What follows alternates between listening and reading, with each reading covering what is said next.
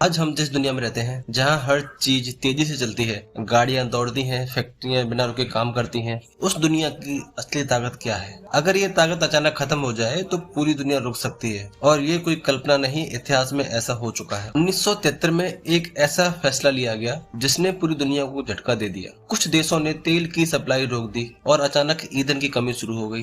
कीमतें तेजी से बढ़ी और बड़े बड़े देश भी परेशान हो गए।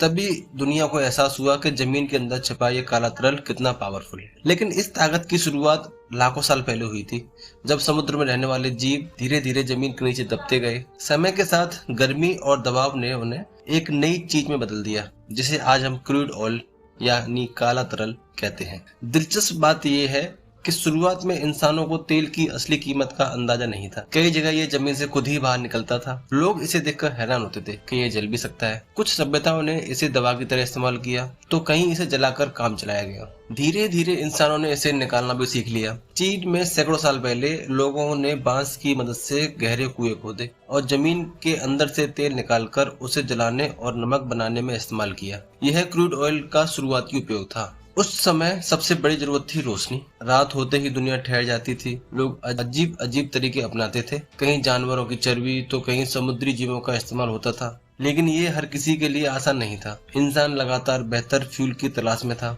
और धीरे धीरे ऐसे ऑप्शन सामने आए जो सस्ते और ज्यादा एफिशिएंट थे। जब सड़कों पर रोशनी दिखने लगी और रात में भी जिंदगी चलने लगी। लेकिन असली बदलाव तब आया जब 19वीं सदी में पहली बार जमीन के अंदर ड्रिल करके बड़े स्तर पर ऑयल निकाला गया। यह एक टर्निंग पॉइंट था।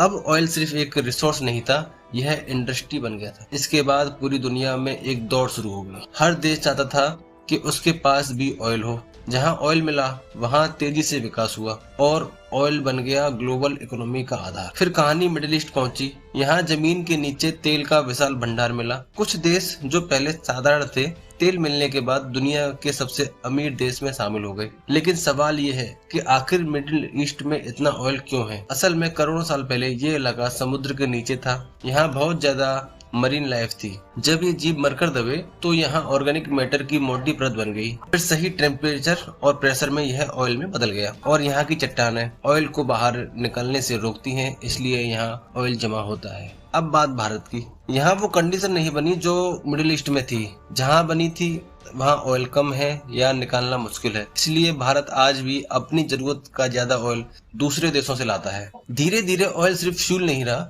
यह पावर बन गया। कंट्रीज ने मिलकर प्रोडक्शन और प्राइस कंट्रोल करना शुरू कर दिया और यहीं से शुरू हुआ ऑयल का ग्लोबल पावर गेम। जब भी ऑयल सप्लाई में कमी आती है